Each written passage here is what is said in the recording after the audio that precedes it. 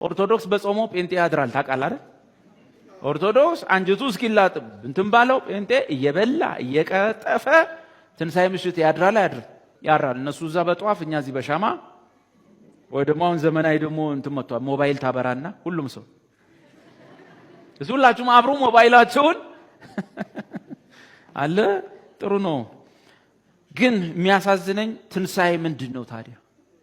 እግዚአብሔር ትንሳኤ የእናንተ ነገር እንዲሰምርላችሁ የተፈጸመ ነገር የተፈጸመው የተሰቀለው ያ ፋሲካ ያ ንጹህ መስዋዕት እሱ ለእናንተ አንዳች የሆነ ውጤት ሲያመጣ እንዲሰምርላችሁ የሚቀርብ ነው።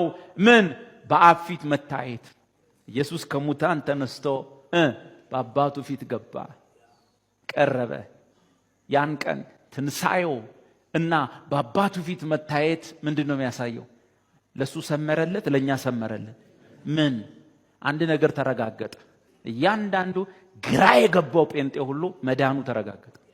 እያንዳንዱ ልቡ ጥርጥር ውስጥ ያለ ክርስቲያን ሁሉ መዳኑ ተረጋገጠ። አመንክ፣ ተጠራጠርክ፣ ገባ አልገባ፣ በሰልክ አልበሰልክ፣ ቴዎሎጂ በጠስ አልበጠስ፣ ከዘፍጥረት እስከ ራዕይ አጠና አላጠና፣ ኢየሱስ የግል አዳኝ ነው፣ እኔ ግን ኃጢአተኛ ነኝ ብለህ ያመንክ ቀን በትንሳኤው አንድ ነገር ሰምሮልሃል። ምንድነው የሰመረልህ? ሮሜ 4 ቁጥር 23 ነገር ግን ተቆጠረለት የሚለው ቃል ስለ እርሱ ብቻ የተጻፈ አይደለም። አብርሃም እምነቱ ጽድቅ ሆኖ ተቆጠረለት ይልና ተቆጠረለት የሚለው ለአብርሃም ብቻ አይደለም ስለኛም ነው እንጂ እኛ እነማን? ስለ በደላችን አልፎ የተሰጠውን ይኸው ኒሳን 14 በጉ ኢየሱስ ስለ በደላችን አልፎ የተሰጠውን ለምን ተነሳ? ቀጥሉ። እኛን ስለማጽደቅም የተነሳውን ለምን ተነሳ?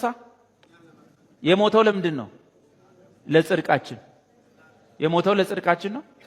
የሞተው ለጽድቃችሁ ነው እንዴ ግጥም ያለን ምኖች ነበር። የሞተው ለምናችን? የተነሳውስ? አቤት ምን ማለት ነው? ለኃጢአቴ ሞቷል ብለ እንዳመንክ ሁሉ የተነሳው እኔ መጽደቄን ለማረጋገጥ ነው ብለ ካላመንክ እምነትህ ሙሉ አይደለም።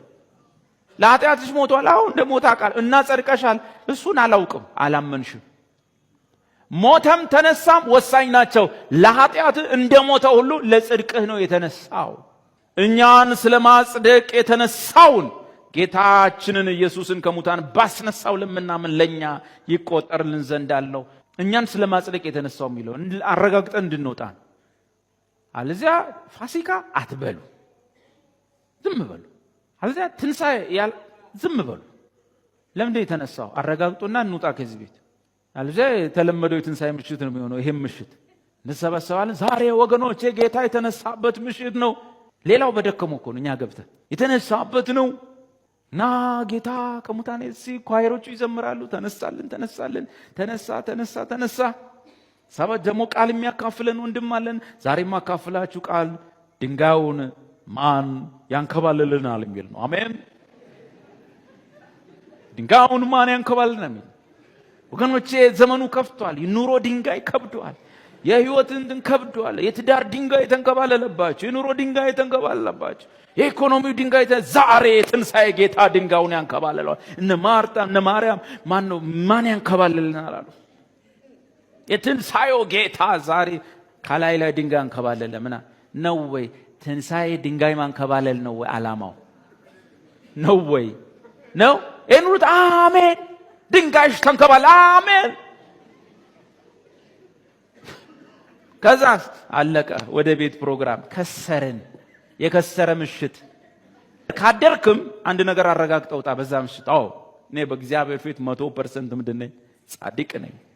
የማንን ጽድቅ ያህል ተቆጥሮልኛል? የክርስቶስ ጽድቅ ለኔ ተቆጥሯል። አም ራይቸስ ጻድቅ ነኝ። ጻድቅ ባህሪው ምን አይነት ነው? ጻድቅ እንደ አንበሳ ደፋር ነው አይደል መጽሐፉ የሚለው? ጻድቅ በምን ይኖራል? በእምነት ይኖራል። ኦ ማይ ጋድ። በተረፈ ትንሳኤ ምሽት አድረ እንቅልፋተ ሻማ ቃጥለ ምን ብለ ከዛ በኋላ በሚቀጥለው ሳምንት ፍርድ የሚሰማ ከሆነ ኩነኔ የሚሰማ ከሆነ እኔ እኮ ኃጢአተኛ ነኝ አሁን በሞት ሲኦል ነው የምገባው ግን በኢየሱስ አምናለሁ እምትል ከሆነ ማመን ምን ጠቀመ? ለምንድን ነው የተነሳው? እኛን ምን ለመሆን ስለ ማጽደቅ ነው ከሙታን የተነሳው። ተነስቷል እና ምን ይሁን? እሱ ተነስቷል እና ምን ይሁን? እኔ ጸድቄአለሁ። በማን ፊት? በእግዚአብሔር ፊት ምን ብያለሁ? ጸድቄአለሁ። እሺ እኔ በሉ እደክማለሁ፣ ነገር ግን በሉ በኃጢአቴ አይደለሁም። ምክንያቱም ሰሞኑን ስለ ጸለይኩ ያለኩ አለ። እሺ በኃጢአቴ አይደለሁም በሉ። ምክንያቱም ኢየሱስ ከሙታን ተነስቷል። የባለፈው ኃጢአቴ፣ የዛሬው የሚመጣው ኃጢአቴ ሁሉ እዚህ ጋር አልቋል በሉ። ኃጢአቴን ሁሉ አሸክሞታልና የተነሳ ቀን በኃጢአቴ አይደለሁም። ጥቅስ አንደኛ ቆሮንቶስ 15 ምን ይላል? ቁጥር 16 ሙታን የማይነሱ ከሆነ ምዕራፍ 15 ቁጥር 16 ሙታን የማይነሱ ከሆነ ክርስቶስ አልተነሳማ። እንግዲያው ክርስቶስ አልተነሳም ማለት ነው። ክርስቶስ ካልተነሳ እምነታችሁ ከንቱ ናት። ወይኔ ክርስትና፣ ወይኔ ጴንጤነት፣ ወይኔ መሰደብ፣ ለኢየሱስ ተብሎ መዋረድ ምንም ከንቱ ነው። ማን ካልተነሳ?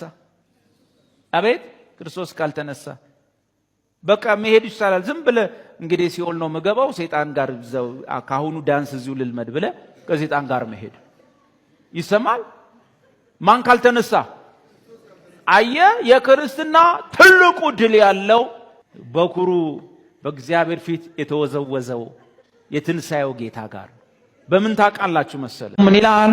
ክርስቶስ ካልተነሳ እምነታችሁ ከንቱ ናት፣ እስካሁን ድረስ በኃጢአታችሁ አላችሁ ማለት ነው። ምን ምትል እምነት አለችን ማለት ነው? ክርስቶስ ከተነሳ በምን አይደለሁም? በኃጢአቴ አይደለሁም። በቀደም የተሰቀለ ቀን ፋሲካ ላይ በጉ ክርስቶስ የታረደ ቀን ኃጢአቴ ሂሳቡን ቀምሷል። ሂሳቡ ተወራርዷል። የባለፈው የዛሬው የሚመጣው ኃጢአት በደል መተላለፊ ሁሉ ማን ላይ? ኢየሱስ ላይ እና ኢየሱስ ከሙታን ተነስቷል። ስለዚህ ሰምሮልኛል፣ ጸድቄአለሁ። ጳውሎስ እኛን ለማጽደቅ የተነሳው ጌታም ተነስቷል። እኔም ምን ብያለሁ? ጸድቄአለሁ። አሁን በእግዚአብሔር ፊት በምን አልታይም? በኃጢአቴ አልታይም።